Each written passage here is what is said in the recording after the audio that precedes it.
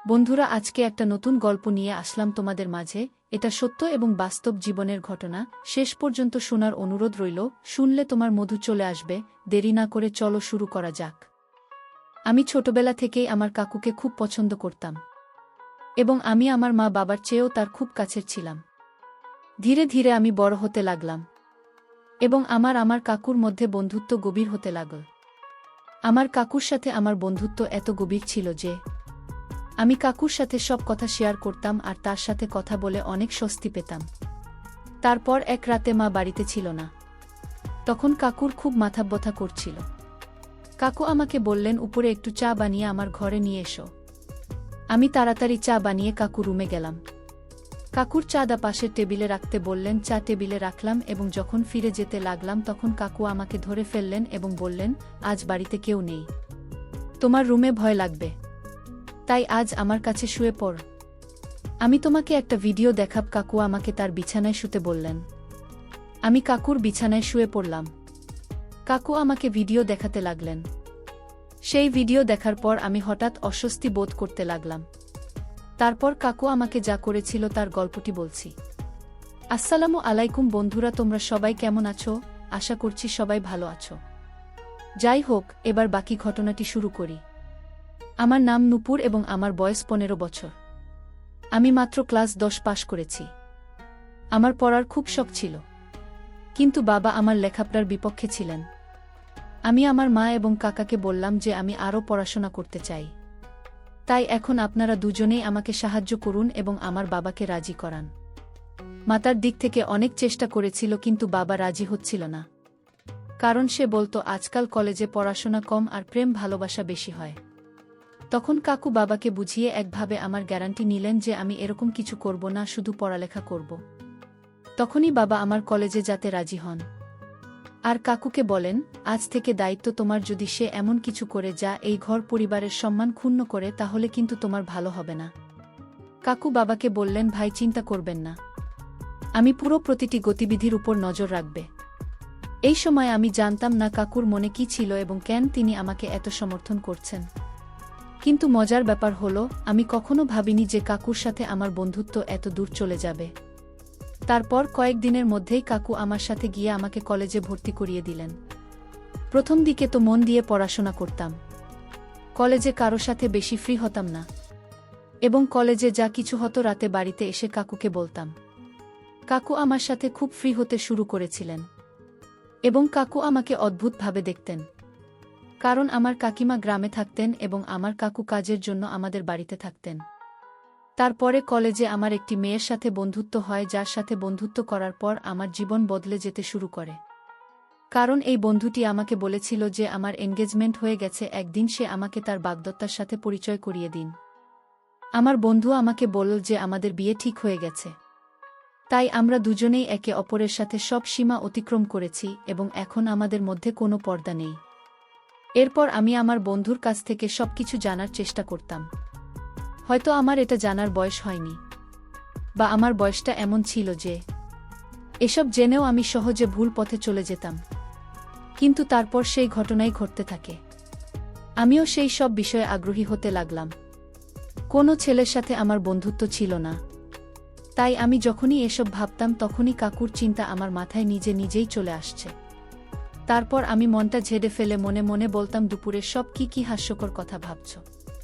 উনি তো আমার কাকু। কিন্তু তারপর আমার কাকুর কথা ও আচরণ ও আমার এই ভাবনাগুলোকে উৎসাহিত করতে থাকে। কিন্তু কাকুর মনের কথা আমি কখনো জানতে পারিনি। মাঝে মাঝে এমন ভাবতাম সেও হয়তো আমার সম্পর্কে একই কথা ভাবছে।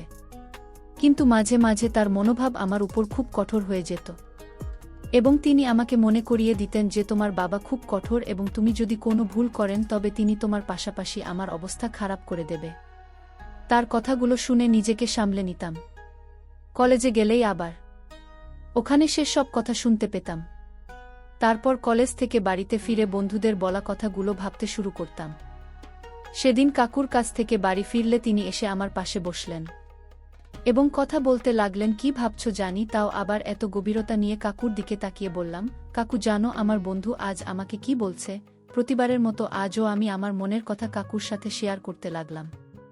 ছোটবেলা থেকেই আমার একটা অভ্যেস ছিল যে আমি কাকুকে সব খুলে বললাম, সেটা যেমন কথা হোক না কেন। তারপর কাকু আমার দিকে উপর থেকে নিচ পর্যন্ত তাকিয়ে বললেন, হ্যাঁ বলো, তুমি কি বলতে চাও? তোমার বন্ধু তোমাকে কি বলেছে? আমি তাকে বললাম, আমার বন্ধু আমাকে বলেছিল ইন্টারনেটে অনেক ধরনের ভিডিও আছে, যেসব ভিডিওতে সব ধরনের তথ্য পাওয়া যায়। তাই আমি বলছি যে তোমার একটি মোবাইল আছে এবং তাতে নেট প্যাকেজও আছে। তুমিও নিশ্চয়ই সেই ভিডিওটি দেখেছ। তাহলে কেন আমরা দুজনে একসাথে ভিডিওটি দেখি না? আমি মুখটা কাকুর কানের কাছে নিয়ে এসে ফিসফিস করে এ কথা বলতেই তিনি বিস্ফারিত চোখে আমার দিকে তাকাতে লাগলেন। আমার মনে হলো সে আমাকে একটা ভালো বকা দেবে, কিন্তু তারপর হঠাৎ তিনি আমার দিকে মনোযোগ দিয়ে তাকালেন এবং সম্ভবত তার মনের মধ্যে কিছু সিদ্ধান্ত নিলেন এবং তারপর তিনি হাসলেন এবং আমার সাথে ফিসফিস করে কথা বলতে শুরু করলেন।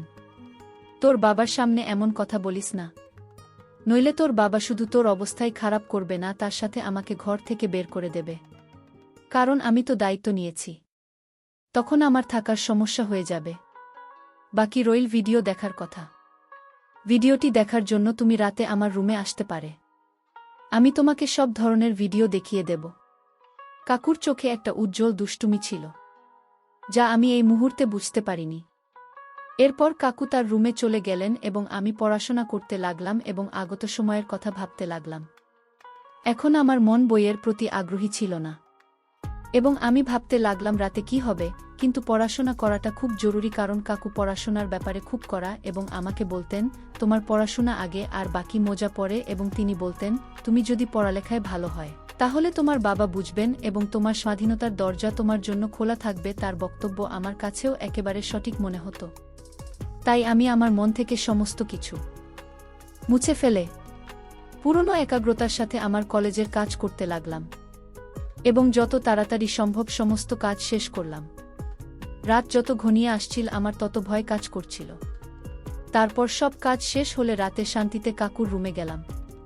রুমে গিয়ে দেখি কাকু মেয়েদের পত্রিকা দেখছিলেন। আমাকে দেখামাত্র তিনি হাসতে শুরু করলেন এবং পত্রিকাটি লুকিয়ে ফেললেন। শীতের মৌসুম চলছিল এবং ঠান্ডা দিন দিন বেড়েই চলেছে। আজ রাতে খুব ঠান্ডা ছিল, তাই আমি গিয়ে কাকুর বিছানায় ঢুকে তার কাছে গিয়ে বসলাম এবং তাকে বললাম, এখন তাড়াতাড়ি ভিডিওটা দেখাও, না হলে বাবার আসার সময় হয়ে যাবে। তারপর আর সময় নষ্ট না করে কাকু আমাকে ভিডিও দেখাতে লাগলেন। ভিডিওটি দেখার সাথে সাথে আমি যেমন কেমন হয়ে গেছি, আমি কিছুই বুঝতে পারছি না, কিন্তু কাকতালীয়ভাবে আমরা মাত্র কয়েকটি ভিডিও দেখেছিলাম। যখন বাবা আমাদের রুমে বসে আসার সাথে সাথে আমার সাথে কথা বলা শুরু করল। এত রাতে কাকু ঘরে কি করছো? যাও, তোমার রুমে যাও। বাবা খুব কড়া প্রকৃতির ছিল এবং আমি তাকে বেশ ভয় পেতাম। তাই বাবা যখনই কথাটা কঠোরভাবে বলল, আমি সব ভুলে দ্রুত আমার রুমে চলে আসলাম। ভাবলাম বাবা কাকু রুম ছেড়ে নিজের রুমে যাওয়ার সাথে সাথে কাকুর রুমে চলে যান, কিন্তু এই রাতে বোধহয় কাকুর সাথে বাবার কিছু জরুরি কাজ ছিল। বাবা অনেকক্ষণ কাকু ঘরে বসে রইল আর অপেক্ষা করতে করতে আমি কখন ঘুমিয়ে পড়লাম বুঝতেই পারিনি। আর বাবা কখন কখন রুম থেকে চলে গেল জানি না।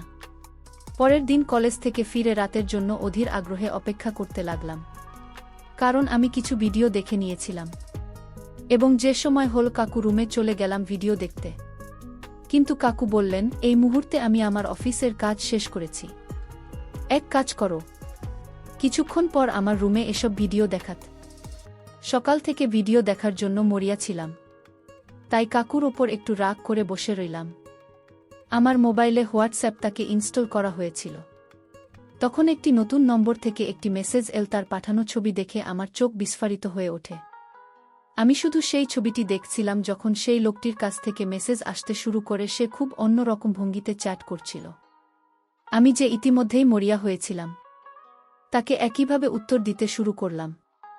তখন আমার মনে হলো যে আমার এটা কাকুকে জানানো উচিত।